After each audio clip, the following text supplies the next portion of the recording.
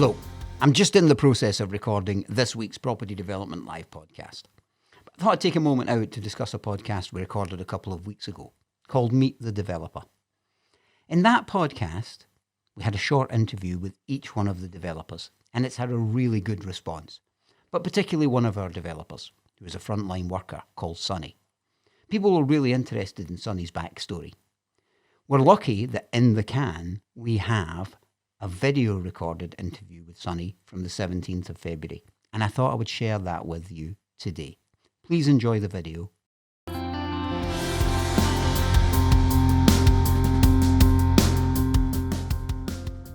Sonny, welcome to Property Development Live. Sonny is one of the developers on our Fintry development, and we thought we'd have a little chat with him today, a little bit about the history of yourself in property, and a little bit about what you hope to achieve with the development up at Fintry. So let's start with a little bit of history. You in property, when did you start in property? So I started around the same time. I qualified as a pharmacist, so that is around 2011. Just got my first flat, fixed it up, then rented it out. Did the same a couple of times over, one or two flips in that period.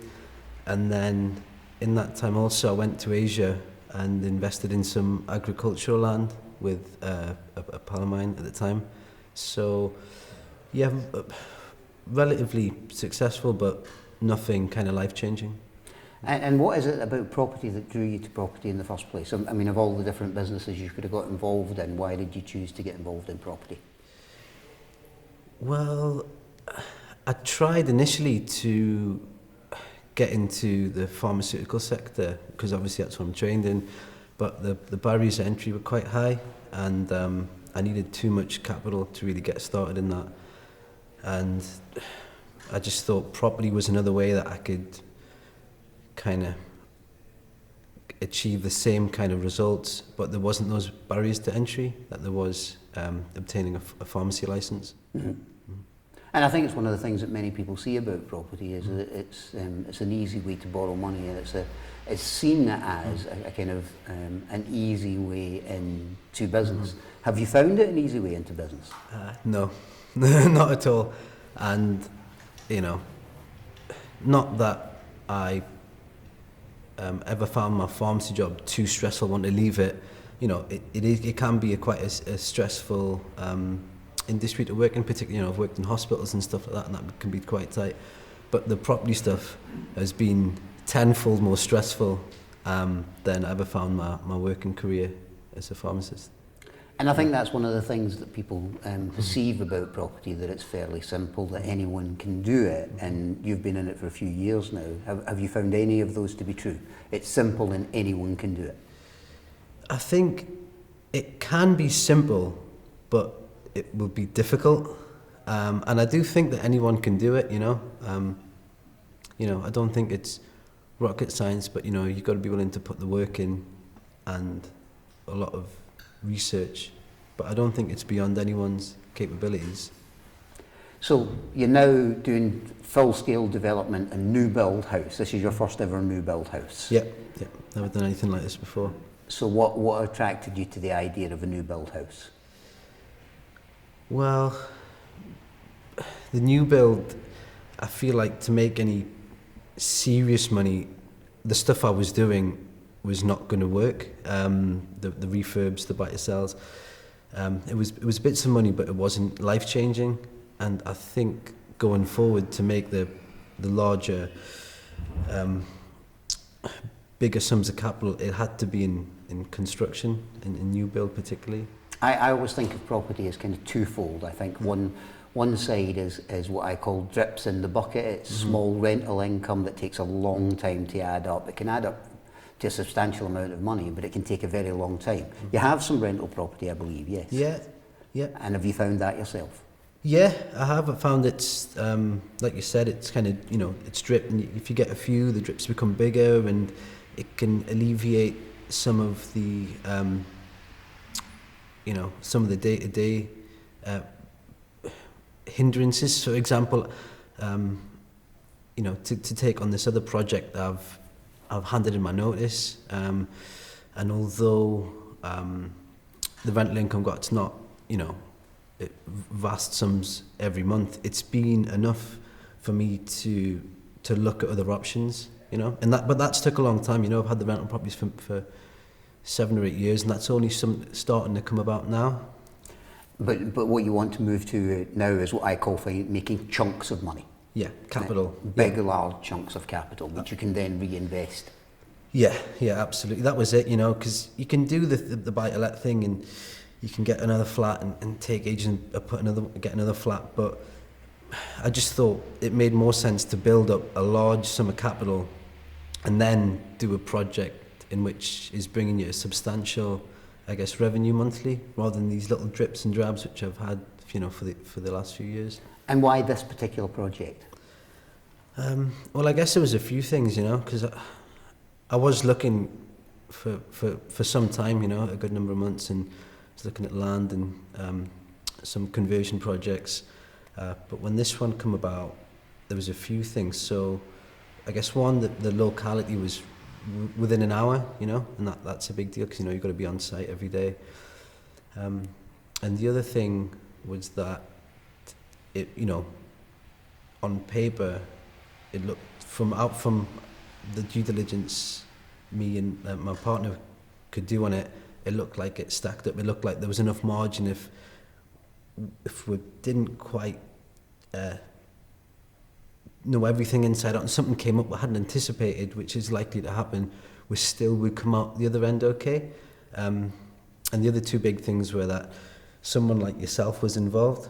I've never really had any advice or input from anyone more experienced. I've just been doing this blind, and I think that's maybe a mistake that I've made in the past. So having someone like yourself involved, just not even just to be there all the time, but just to ask a question. If you got an idea, you think you're right, but you just want someone else to say, yep, I think that's right, or no, there's another way of doing that. That can be huge. The cost implications on it, just a small little question here or there can have a profound effect on the end product.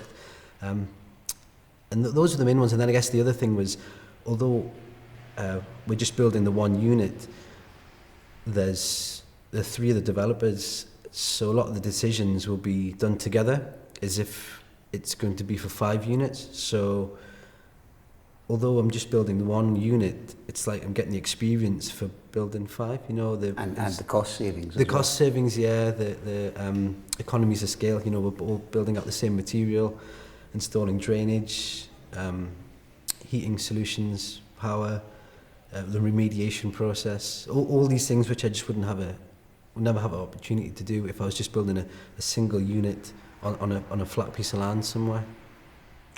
So let's talk numbers then. Mm-hmm. So what do you think you're likely to make out of this one single house? From our numbers, depending on what we get, depending on the end sale price, we're looking at between 80 and 100,000. So that's a reasonable return. And your level of initial investment was how much? Our level of initial investment between my part was about £75,000. So good return on investment then? Yeah, very, very good return. If, things go as we've projected. Yeah.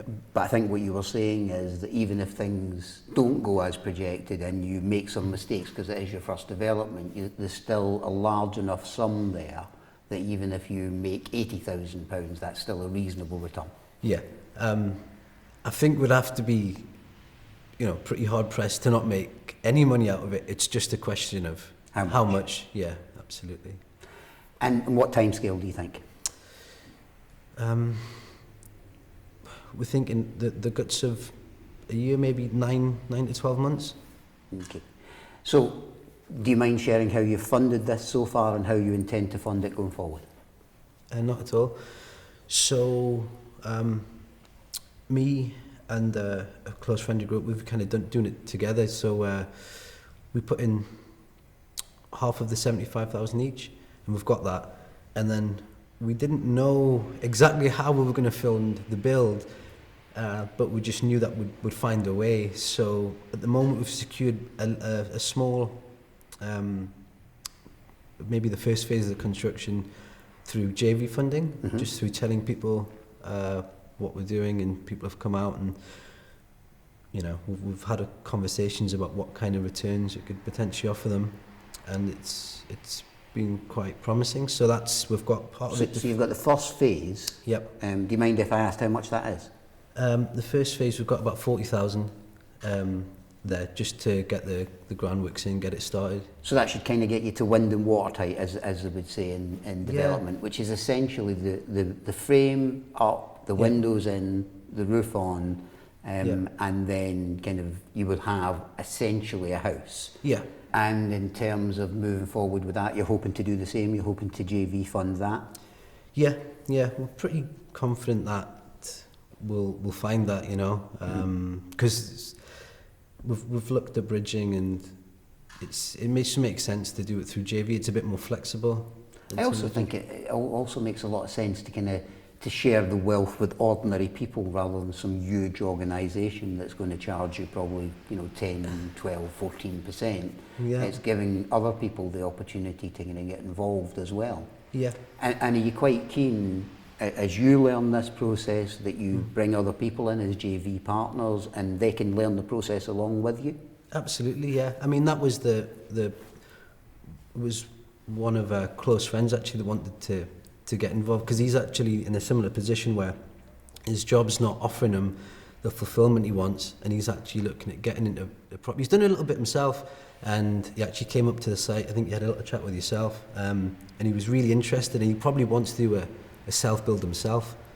And a big reason for him was just to see what was going on, and it's better than, he's quite into, you know, shares investments, and to him it was a lot better and more secure than any of the other things that he was looking at with the kind of returns he's getting.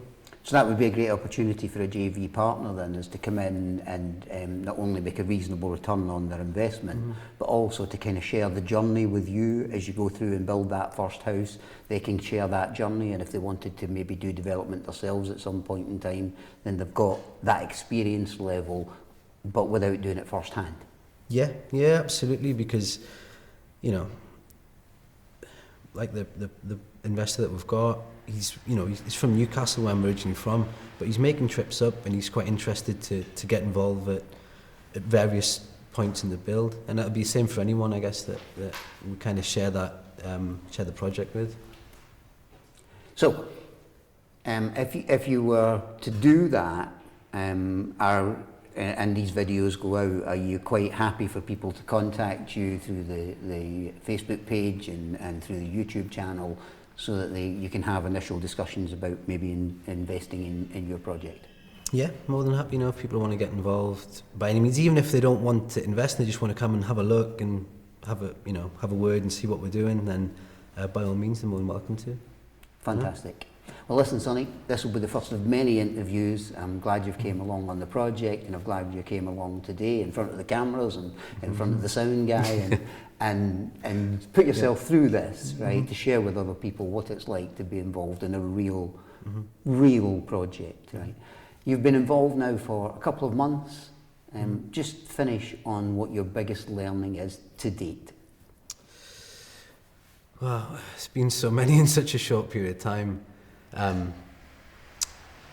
But I guess the biggest learning today is that things aren't always just about numbers, procedures and processes. It's the people that govern them, and just from seeing the way people like yourselves deal with people, that is actually the nuts and bolts of development. It's not, you know, spreadsheets and charts. It's actually a people project. And we're in a people business. Yeah, and that was the biggest takeaway, you know, and I'm still kind of just getting my head around that at the moment. Yep. Fantastic. And stay with us here on Property Development Live for more interviews like this.